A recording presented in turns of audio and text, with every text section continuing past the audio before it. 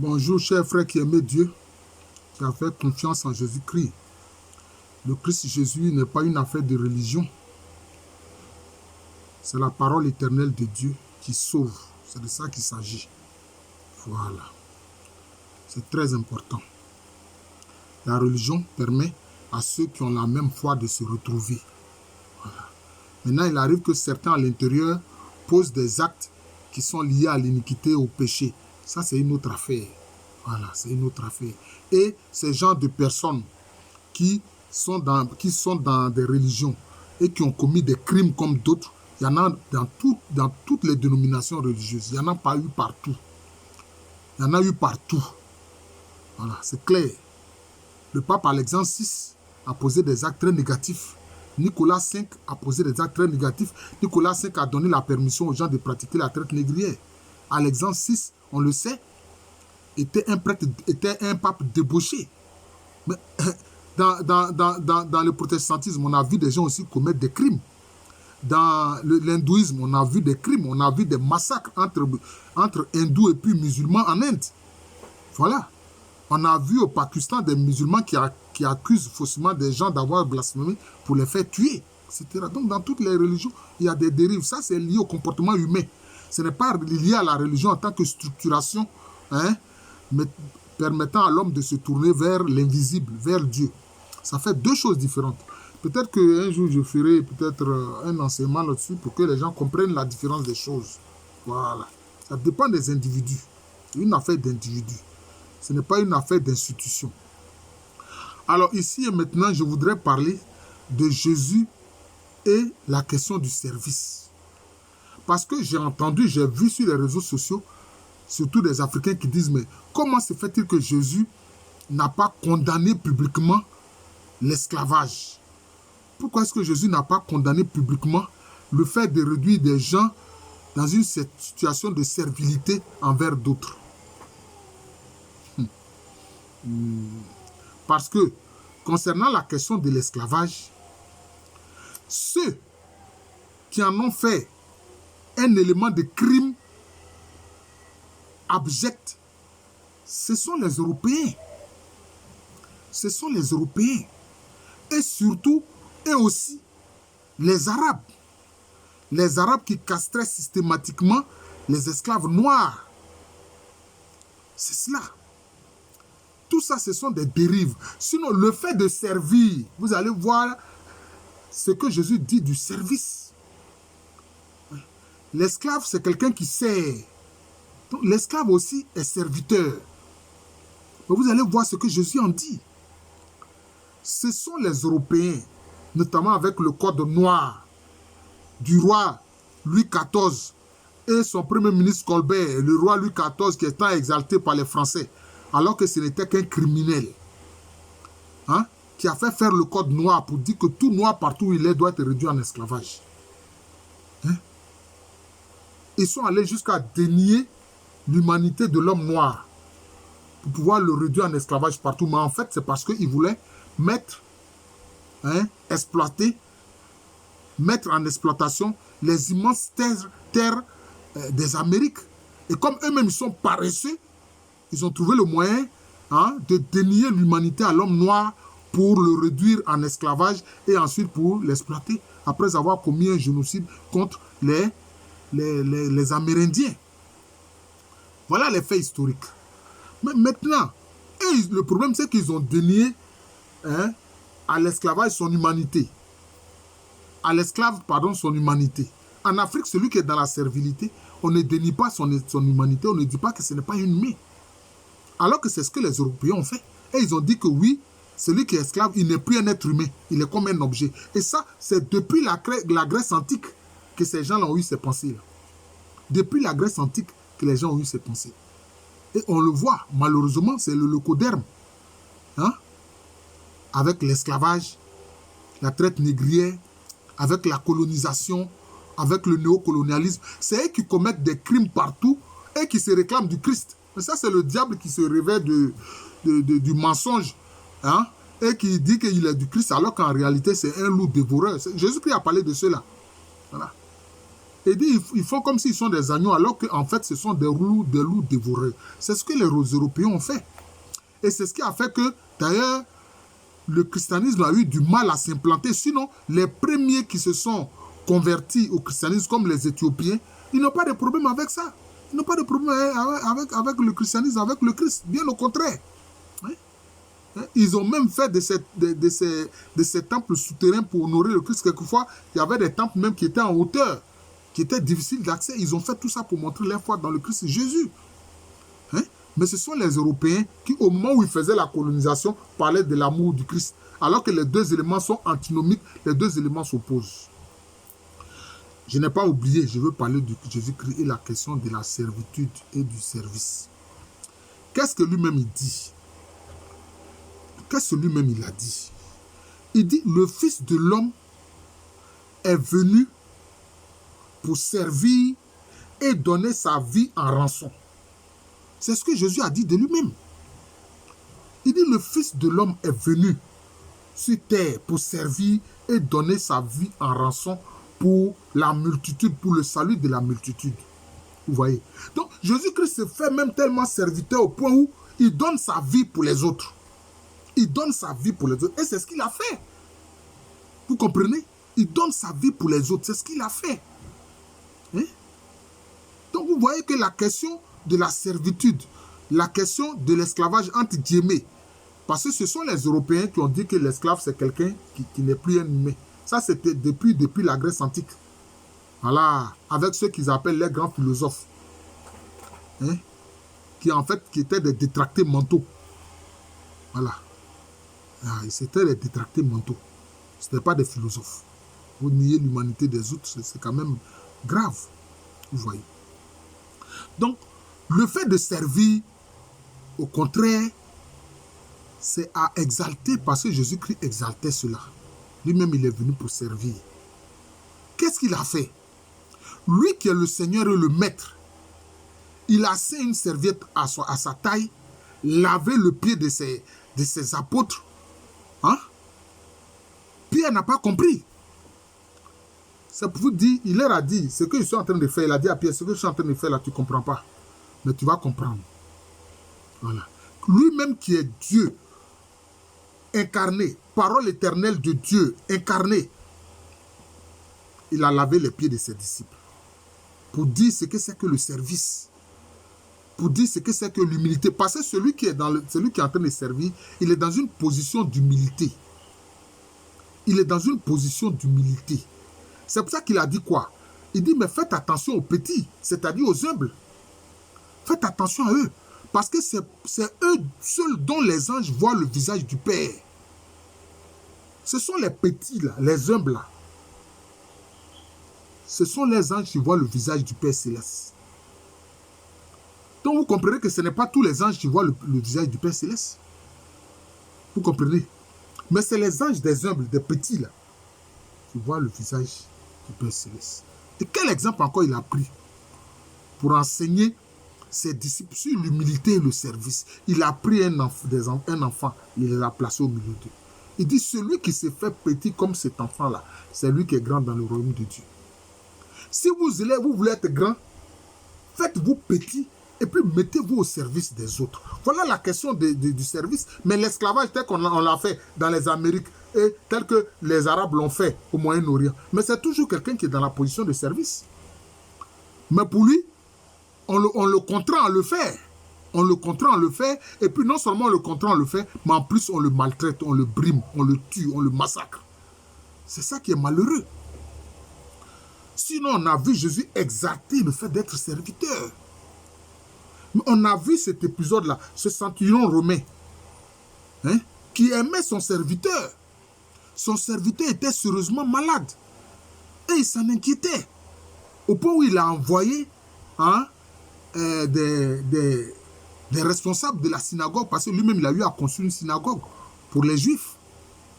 D'ailleurs, ceux-là ont dit à Jésus, mais vraiment, cet homme-là, ce centurion-là, il mérite que tu l'aides. Et il a dit à Jésus, je ne suis pas digne que tu entres sous mon toit, que moi-même qui suis un serviteur, qui suis un soldat, mais j'ai obéi à ce que dit César, l'empereur, Mais quand je demande à un de mes soldats de faire ceci ou cela, ou à un de mes serviteurs de faire ceci ou cela, il le fait. Mais toi, je sais que ta parole est puissante. Tu n'as même pas besoin d'entrer sur mon toit. Je n'en suis pas digne. Mais dis seulement une parole et puis mon serviteur sera guéri. Mais c'est la forme dont nous reprenons pour dire, Seigneur, je ne suis pas digne de te recevoir, mais dis seulement une parole et je serai guéri. En recevant le corps sacré de Jésus, en recevant l'hostie consacrée, qui est le corps même de Jésus, le corps même de Dieu. Donc la question du service, c'est les hommes qui ont dévoyé cela. Sinon, dès le départ, Dieu lui-même en Jésus-Christ s'est fait serviteur. Vous comprenez? Lui-même, il s'est fait serviteur. Mais regardez, quand Adam, qui veut dire terre rouge, et Ève, qui veut dire la vivante, quand ils ont désobéi, hein, qu'est-ce que Dieu a fait? Parce que l'habit de lumière qu'ils avaient s'est retiré après la désobéissance. Dieu même leur a permis, Dieu leur a donné une autre tenue avec une peau d'animal. Dieu les a couverts. Vous voyez, Dieu même les a couverts. Vous voyez? Donc c'est cela. Dieu même les a couverts. Mais quand Dieu exauce nos prières, il agit comment? Il est Dieu, mais c'est comme si il nous sert. Parce que faire du bien à quelqu'un, c'est comme le servir. Comment est-ce que les gens ne comprennent pas cela? Tu demandes quelque chose au Seigneur. Il est ton Dieu. Il est ton créateur. Il est ton sauveur, il est ton rédempteur. Il est ton consolateur, ton protecteur, ton défenseur et ton avocat. Tu lui demandes quelque chose et il te donne. Il t'a rendu service. Quand tu rends service à quelqu'un, ça veut dire quoi? Ça veut dire que tu l'as servi. Vous comprenez? C'est cela. Et qu'est-ce que Jésus dit? Il dit le bon serviteur là. Mais quand le maître va se rendre compte qu'il est bon serviteur là, il va lui donner plus de responsabilités. Il va lui donner plus de responsabilités. Il va lui confier encore plus de responsabilités. C'est comme ça. Il va lui donner encore plus de responsabilités. Vous voyez? C'est cela.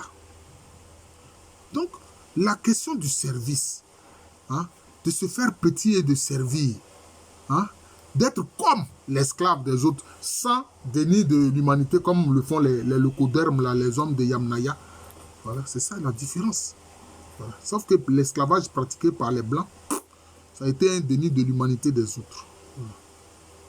Parce que Jésus lui-même, la parole éternelle de Dieu, s'est fait serviteur et a donné sa vie en rançon pour le salut de la multitude, pour mon salut à moi, un pauvre pécheur, pour ton salut à toi, ma soeur, pour le salut à toi, mon frère. Jésus-Christ a fait ça. Voilà. Il est mort pour nous, mais il est ressuscité pour nous justifier. Vous voyez, donc tout ça, c'est le service. Et quand il est tellement préoccupé par le salut des hommes, il envoie les gens proclamer la bonne nouvelle. Allez-y, proclamez la bonne nouvelle. Hein? Dites aux gens que le royaume des cieux s'est approché d'eux. Guérissez-les. Guérissez-les. Chassez les esprits mauvais. Tout ça là, c'était quoi? C'est le service. C'est le service. Vous voyez, c'est le service. Et quand le Saint-Esprit est descendu et habite en nous aujourd'hui, nous pauvres pécheurs, mais quand même disciples de Jésus-Christ, qu'est-ce que le Saint-Esprit nous permet de faire? Le Saint-Esprit nous permet de faire l'œuvre de Dieu. Vous voyez? Le Saint-Esprit alors nous permet de faire l'œuvre de Dieu. Pour qui? Pour les pécheurs, pour ceux qui n'ont pas encore reçu Jésus-Christ comme Seigneur, Sauveur et Rédempteur, pour ceux qui ne connaissent pas l'amour de Dieu manifestant en Jésus-Christ. Mais tout ça, c'est le service. Tout ça, c'est le service. Tout ça, c'est le service. Donc, c'est pour ça même que Paul a dit qu'il ne faut pas avoir une attitude orgueilleuse et se considérer mieux que les autres. Mais non. Mais il faut considérer que les autres sont mieux que soi-même. C'est ce que Paul dit. Il faut considérer que les autres là, ils sont mieux que toi. Mais entre nous, c'est Dieu qui sait qui est mieux que l'autre. Parce que celui qui se fait humble, qui sert Dieu là, c'est lui qui est le plus grand. C'est ce que Jésus-Christ a dit. Voilà. Parce que quand les apôtres étaient là, et puis ils ont commencé à dire, mais entre eux là, qui est le plus grand? C'est ça, Jésus a pris un enfant pour leur dire, le plus grand là, c'est le plus petit là, qui se fait humble là, qui se met au service des autres, qui se met à servir les autres. C'est lui là le plus grand. Voilà. Et puis, frère, je ne vais pas parler beaucoup, vous connaissez les épisodes des évangiles où Jésus parle justement de la petitesse qui fait qu'on est grand, du service qui fait qu'on est grand. Mais écoutez, vous-même regardez dans la nature. Dieu a mis ce mystère-là aussi dans la nature. Regardez votre œil là, vos yeux là, votre œil là. C'est la pupille là, toute petite noire qui est au centre là. C'est la pupille qui permet de voir. Ce n'est ni le blanc de l'œil, ni l'iris. C'est la pupille là. Petite là, pupille là. Pupille là, petit là.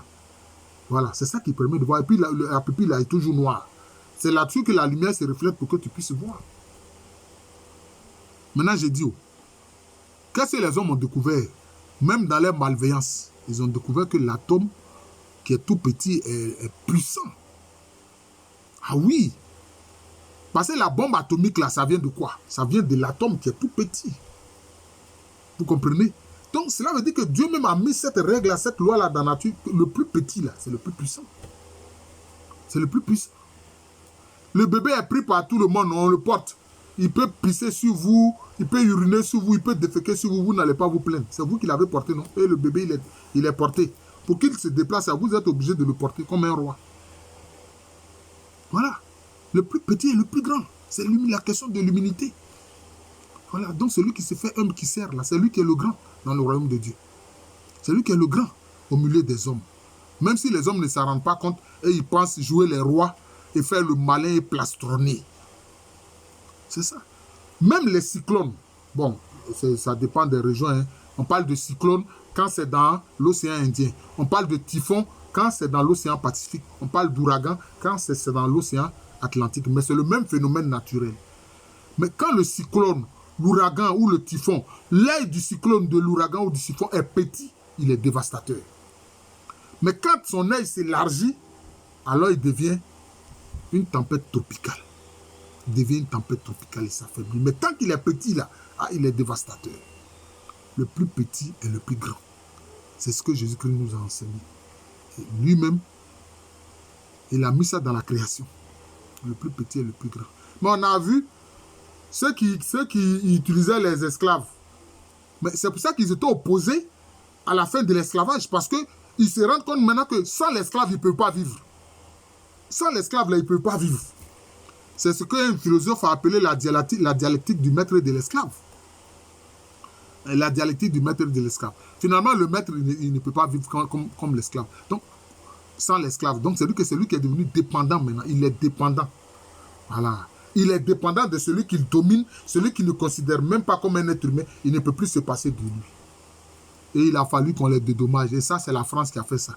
Dédommager les esclavagistes, les maîtres des plantations, et puis faire croire que c'est Schweitzer avec les amis des Noirs qui ont mis fin à l'esclavage. Mensonge historique. La révolution de Haïti, de Saint-Domingue est là pour prouver que non. Même partout, que ce soit en Guadeloupe, en Martinique, en Jamaïque, les Noirs se sont révoltés, ils ont brûlé les plantations. Voilà. Ils ont brûlé les plantations. Et même ils ont massacré certains de leurs maîtres pour leur faire comprendre qu'ils ne sont pas au-dessus des autres. Ils sont des êtres humains comme tous les autres, mais seulement ils sont paresseux, criminels et qui ne veulent pas travailler de leur propre main. Voilà, c'est tout. Mais la France a allé dédommager ceux-là. Après, prétend que c'est Schweitzer qui a... La France est truffée de mensonges historiques. Tout ce qu'ils enseignent là, c'est du mensonge historique. C'est un problème. C'est un problème. Alors donc, j'ai voulu parler de Jésus-Christ et la question de la servilité. Voilà. Voilà. Jésus est pour l'humilité et le service. Jésus, je répète, Jésus est pour l'humilité et le service. Parce que c'est ce que lui-même a fait. Lui-même qui est le Seigneur, le Maître là, c'est ce qu'il a fait.